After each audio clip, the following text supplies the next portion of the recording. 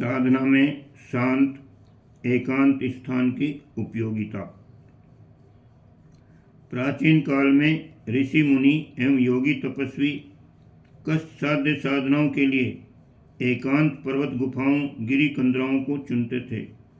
इनका एक प्रमुख कारण यह है कि प्रकृतितः शांत वातावरण में निवास करने से उत्तेजना नष्ट होने वाली शक्ति की बर्बादी रुकती है और उस बचत को उपयोगी प्रयोजनों में लगाकर प्रगति का पथ प्रशस्त किया जा सकता है।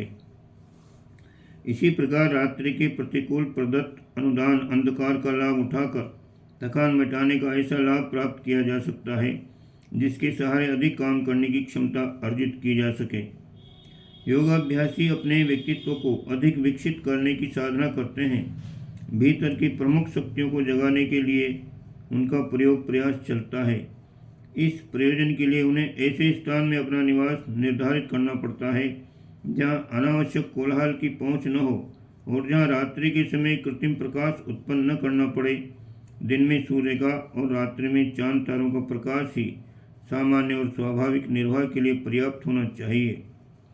स्तब्धता और अंधियारी यूँ विनोद मनोरंजन में भारी बाधक लगती है और ऐसी ऊब उत्पन्न करती है जिससे बचने के लिए हर किसी का जी करता है। फिर भी वैज्ञानिक दृष्टि से इनकी उपयोगिता दिन दिन अधिक स्पष्ट होती जा रही है। विज्ञान के अनुसंधान हमें इस निष्कर्ष पर पहुंचाते हैं कि यदि शांत एकांत स्थान में रह सकना रुचिकर हो सके तो उससे कोलाहल भरे स्थानों की अपेक्षा हर दृष्टि से लाभदायक उपलब्धियां ही हस्तगत होंगी। इसी प्रकार रात्रि को जितने समय जितने कृत्रिम प्रकाश से बचाया जा सके उतना ही उत्तम है। निस्तब्धता एक बात है और तमिश्रा दूसरी। दोनों के सम्मिश्रण से तीसरी स्थिति बनती है जो सदुपयोग और दुरुपयोग दोनों ही दृष्टि से अपने अद्भुत परिणाम प्रस्तुत करती है। भूमि खोदकर समाधि में बैठने की साधना योगाभ्यासियों के लिए पुरानी है। मोटे तौर से वह कोई कौतूहल जैसी जादुई प्रक्रिया मालूम पड़ती है, पर तथ्यतः उसमें शरीर को उस स्थिति में रखने का अभ्यास है जिसे अंतरिक्ष में संव्याप्त भारहीनता के समतुल्य माना जा सकता है। आयुर्वेद शास्त्र में कायाकल्प चिकित्सा का विधान है। उसमें शरीर के पुनर्गठन की नवीनीकरण की विधा संपन्न की जाती है। कहा जाता है कि इससे वृद्धता दूर होती है और यौवन लौट आता है। इस विधान में भी लंबे समय तक एकांत और अंधेरे में रहना पड़ता है। औषधि उपचार के अतिरिक्त इस विशेष स्थिति का जो प्रभाव शरीर पर पड़ता है उसका महत्व अधिक माना गया है। तपस्वियों के एकांत सेवन गुफा निवास की बात तो सर्वविदित है। उसका कोई अतिरिक्त लाभ न हो तो व्यवहारिक दृष्टि से अनेकों असुविधाओं से भरी हुई इस स्थिति में रहने के लिए कोई क्यों तैयार होगा। अकारण अपने को इस विपिनता में धकेलना किसी के लिए क्यों सुहाता। वैज्ञानिक, साहित्यकार, शोधकर्ता, योगाभ्यासी प्राय वैसी स्थिति की तलाश करते हैं। भीड़ भाड़ के बीच उनका काम ठीक तरह से हो नहीं पाता।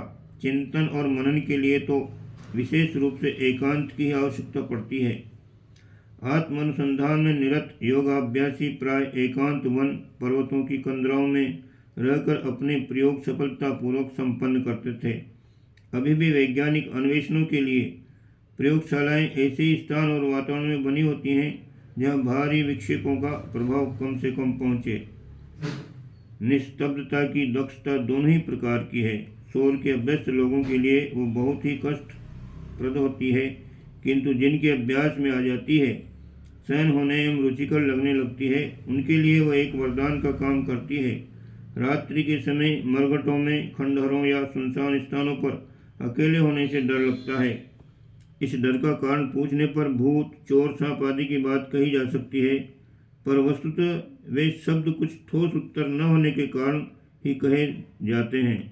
जो लोग भूत प्रेत पर विश्वास नहीं करते या चोर सांप आदि का सामने करने की हिम्मत रखते हैं, वे भी अंधेरे एकांत में डर का अनुभव करते हैं। ये और कुछ नहीं, स्तब्धता का अभ्यास न होने के कारण उत्पन्न रिक्तता की प्रतिक्रिया मात्र है।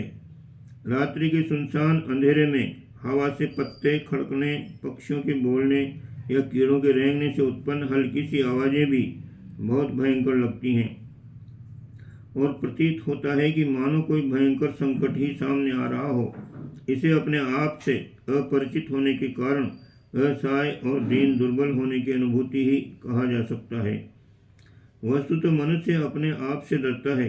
जब तक औरों के आंचल में छिपा रहता है, भीड़ में खोया रहता है, तब तक अपने को सुरक्षित मानता है।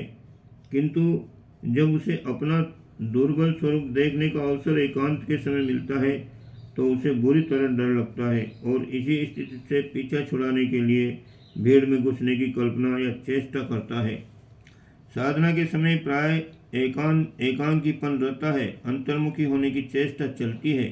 अपने आपे से अपरिचित मन इस स्थिति में रहने से डरता है और भीड़ की तरह दौड़ पड़ता है। उपासना में मन न लगने की, तरह तरह के विचार उठने की, अजनबी कल्पनाएं आने की, स्थिरता न होने की शिकायत इसी आत्म विस्मृति का चिन्ह है। ऐसे दुर्बल मन वालों को एकांत की ध्यान साधना अनुकूल नहीं पड़ती। उन्हें कथा, कीर्तन, यज्ञ, तीर्थ यात्रा, आरती, प्रार्थना जैसे सामूहिक धर्म अनुष्ठान ठीक पड़ते हैं। बहिर्मुखी गतिविधियों का समावेश रहने से इस स्तर के लोगों का मन लग जाता है। ऐसे लोग दैनिक जीवन में भीड़ के साथ ही काम कर सकते हैं। यहाँ तक कि सोने के समय भी अन्य लोगों को साथ रखे बिना काम नहीं चलता। सो जाने के बाद भी उन्हें बत्ती जलाए रखने की आवश्यकता पड़ती है ताकि अंधेरे का संकट उनके ऊपर टूट न पड़े। जेल के नियम तोड़ने वाले कैदियों को वहाँ के अफसर कई तरह की स्थानीय सजा देते हैं।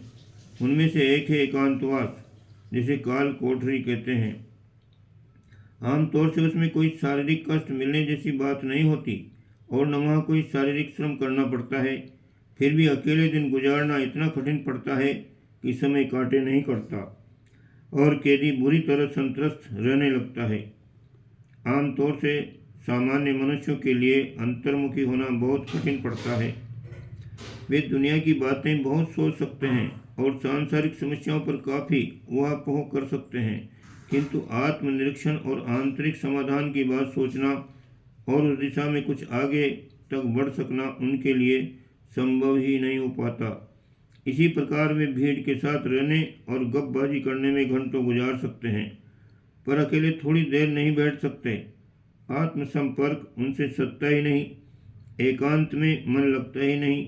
इसका कारण तलाशने पर मनोविज्ञानी इस निष्कर्ष पर पहुंचते हैं कि ऐसे व्यक्ति वे होते हैं जिनका मत अपने व्यक्तित्व के संबंध में अच्छा नहीं होता। वे उसे बुरा, पिछड़ा और घिनौना समझते हैं। फलतः अपने साथ बैठने में उन्हें घृणा उपजती है और नाराजगी होती है। जिस प्रकार गंधे और अविश्वासी लोगों के पास बैठने को जी नहीं करता, आत्मचिंतन से ऐसे लोगों का मन उछटता है और एकांत में उन्हें ही डर लगता है। इसके विपरीत ऐसा भी देखा गया है कि उस एकांत अंधता की स्थिति में कई व्यक्ति आत्मचिंतन में ही तन्मय रहने लगे और अपनी आंतरिक दुर्बलताओं को हटाने तथा विशेषताओं को बढ़ाने के लिए सुनिश्चित मार्ग ढूंढ निकालने में भी सफल हो गए। इस प्रकार ये स्तब्धता जहाँ अनभ्यस्त होने के कारण अखरती तो, किंतु थोड़े समय में वह न केवल सहनीय हो गई वरन उपयोगी तथा रुचिकर भी लगने लगी। जन्म जन्मांतरों के संचित कुसंस्कारों को उखाड़कर उनके स्थान पर मानवीय गरिमा के अनुकूल आस्थाओं को जमाना ही संस्कृति एवं सभ्यता है।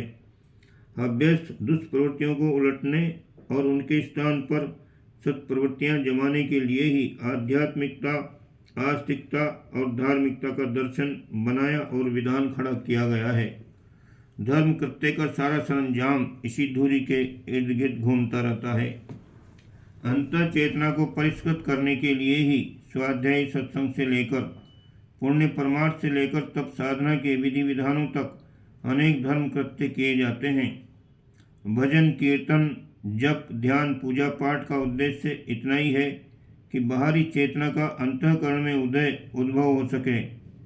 संक्षेप में इस सारी विधा को आत्म परिवर्तन या आत्म परिष्कार कह सकते हैं।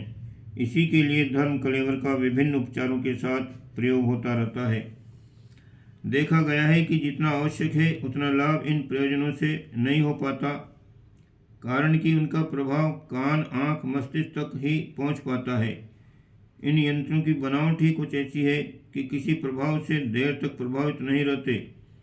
अगले ग्रहण करने के लिए उन्हें पिछला बुलाना पड़ता है। पिछला पैर उठाने पर ही अगला पैर उठता है। प्रगति का क्रम यही है। इसलिए धर्म उपदेशों को बुला देने का दोष भी इंद्रियों को मस्तिष्क पर लादना व्यर्थ है।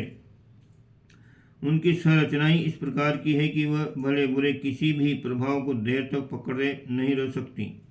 अंतः परिष्कार के लिए आवश्यक है कि अंतः चेतना की गहरी परतों का स्पर्श और परिवर्तन कर सकने योग्य उपाय ढूंढा जाए। इसके लिए एकांत सेवन की योग साधना की बहुत प्रशंसा है।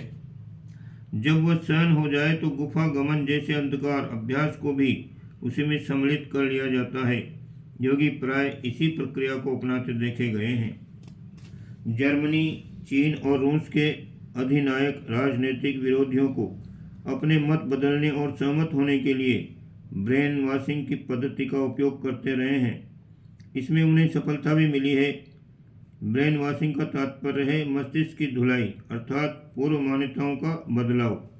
इसके लिए समझाने बुझाने, लाभ हानि समझाने और लालच दिखाने का पुराना तरीका कमजोर मनस्थिति के लोगों पर ही सफल होता है।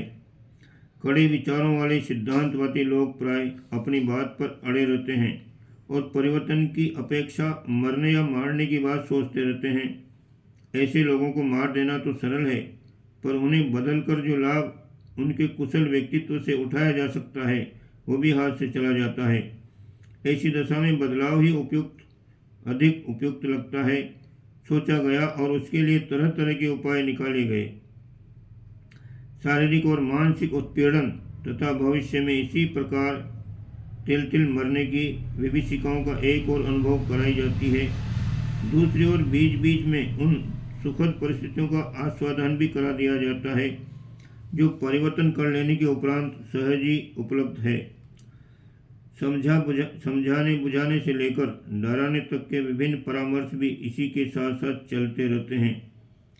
इस प्रयास से अधिकांश कट्टर भी नरम हो जाते हैं और सिद्ध करते हैं कि ब्रेन वॉशिंग कठिन नहीं, सरल है। इन उपचारों के फलस्वरूप सामयिक ही नहीं, स्थायी परिवर्तन भी होते देखा गया है। बंधन मुक्त होने पर ऐसे विपक्षी सच्चे मन से पक्षधर बन जाते हैं। अवसर मिलने पर दोबारा उलटते बहुत कम ही देखे गए हैं, अन्यथा उसी धारा में उनका मन एवं स्वभाव बहने लगता है जिसमें कि उन्हें प्रयत्नपूर्वक बहाया गया था। ब्रेन वॉशिंग के लिए किए गए उत्पीड़नों में अंधेरी एकांत कोठरी में रखना बिना चोट या घाव का निशान लगाए सबसे अधिक दबाव डालने वाला तरीका सिद्ध हुआ है। इन कमरों की बनावट ऐसी होती है जिसमें बाहर की आवाज़ का एक शब्द भी नहीं जाने पाता और न रोशनी की कोई किरण पहुंचती है। कैदी को अकेला बंद किया जाता है। उस कोठरी में घंटी बजाने का एक बटन रहता है जिसे तभी बजाने के लिए हिदायत की जाती है जब विचार बदलने के लिए तैयार हो। इस कमरे में रोटी, पानी, मलमूत्र विसर्जन, शैया, वस्त्र जैसे निर्वाह के आवश्यक साधन बदले और पहुंचाए जाते रहते हैं। इतने पर भी ये निस्तब्धता और तमिश्रा इतनी अखरती है, प्राय एक दिन में ही बंदी घबरा जाता है और आत्मसमर्पण की घंटी बजा देता है। 10 दिन से अधिक तो कोई भी उस स्थिति को सहन नहीं कर सका है। आस्थाओं के उलटने में तमिश्रा युक्त एकांत सेवन का क्या प्रभाव हो सकता है, इसकी झांकी ब्रेन वॉशिंग के नाम पर चलने वाले उत्पीड़न और उसके परिणाम को देखकर हो सकती है। इसका दूसरा पक्ष भी है कि उस स्थिति में मन संस्थान का स्तर प्राय वैसा हो जाता है जैसा कि अंतरिक्ष में पहुंचने पर भार विहीन स्थिति में शरीर का अनुभव होता है। पृथ्वी के गुरुत्वाकर्षण को लांघकर ऊपर पहुंचने के बाद इच्छा शक्ति के सहारे शरीर को तनिक गति देने पर किसी भी दिशा में चल पड़ना और बढ़ते जाना सहज संभव हो जाता है। इसी प्रकार अंध एकांत में मस्तिष्क अन्य दबावों से मुक्त होकर अभिष्ट चिंतन अपनाकर मनचाही प्रगति कर सकता है। इस प्रकार ये स्थिति रचनात्मक प्रगति के लिए भी बहुत उपयुक्त बैठती है। कनाडा के मनोवैज्ञानिकों ने इस अंध निस्तब्धता के समय कैसा अनुभव होता है इसके परीक्षण किए हैं। इसके लिए ठीक ब्रेन वॉशिंग में काम आने वाले कमरों की तरह ही कक्ष बनाए गए। उनमें बंद किए जाने वाले लोगों ने बाहर निकलकर बताया कि वहाँ भी उन्होंने जोर जोर की विचित्र आवाज़ें सुनी।